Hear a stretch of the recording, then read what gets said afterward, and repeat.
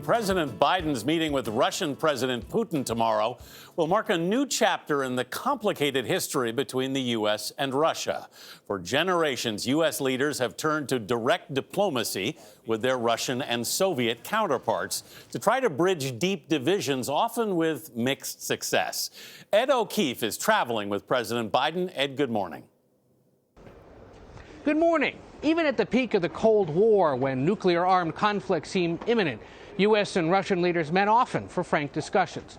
Longtime observers agree that the relationship's now at a low point, but at least the leaders are still talking. The conference is to seal Hitler's fate and establish lasting peace. Near the end of the Second World War, leaders from the globe's major Allied powers met in Yalta to negotiate peace. This meeting crystallizes the Allied resolve. The agreement set up a decades-long Cold War, pitting U.S. democracy against Soviet communism. Still, diplomacy continued. For 15 minutes, the two men hurled charges and countercharges at one another. In 1959, then Vice President Richard Nixon traveled to Russia and held an impromptu debate with Soviet leader Nikita Khrushchev. There must be a free exchange of ideas. Khrushchev later became the first Soviet leader to set foot on U.S. soil. U.S. quarantines Cuba.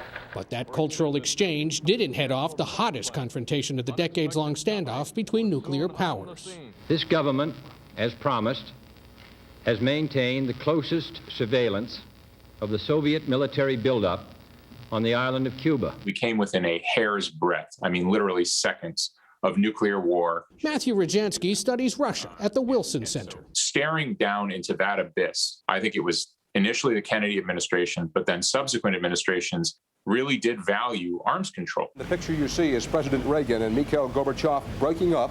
Against all odds, President Ronald Reagan and Soviet leader Mikhail Gorbachev built a relationship that nearly eliminated nuclear weapons and ultimately eased tensions. Mr. Gorbachev, tear down this wall.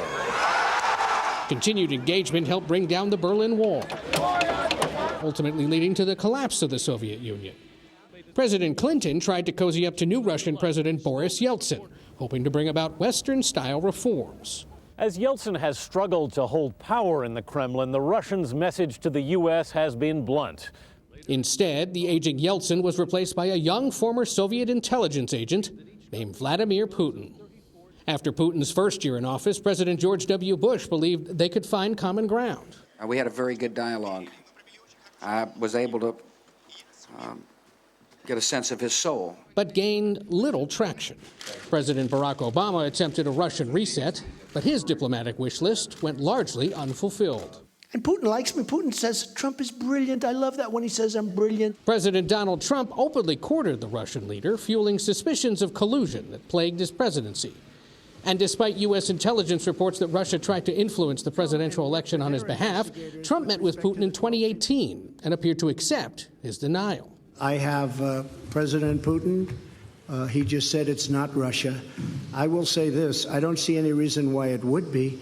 President Biden has met with Putin before, but more recently he's called the Russian leader a threat to democracy and even a killer. Putin's response?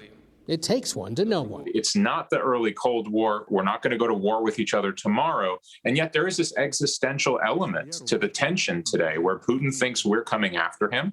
And quite frankly, our democracy has been threatened by Putin's behavior. This week's meeting follows another election where U.S. officials say Russia tried to interfere and that the Russian government is at least tacitly permitting crippling cyber attacks on U.S. businesses carried out by Russian hackers. White House officials say that among many topics of discussion for Wednesday's meeting, it's trying to sort out rules of the road for future cyber attacks. Ed O'Keefe for us. Ed, thank you. And of course, when they gather for that meeting, all of that history that Ed just went through is going to be in the room with them. Yes. Yeah. In the room with us, a gentleman we saw in that report, a very young Anthony Mason. Recognize that fella. Who is that guy in Moscow? I have no idea. You haven't aged a day, I still have Anthony. the tie. That's the only thing I can tell I'm pretty sure that tie is now on Harry Potter. That color scheme, right. at least. That's right. But they really had to get creative. Remember in 2009, that's right. Secretary of State Clinton presented the button to reset the relationship with Russia to the Russian foreign minister. Turned out it was just a button toy. Yeah. Didn't actually work. Resetting this time is going to be very difficult. All right. Ed O'Keefe, thank you again.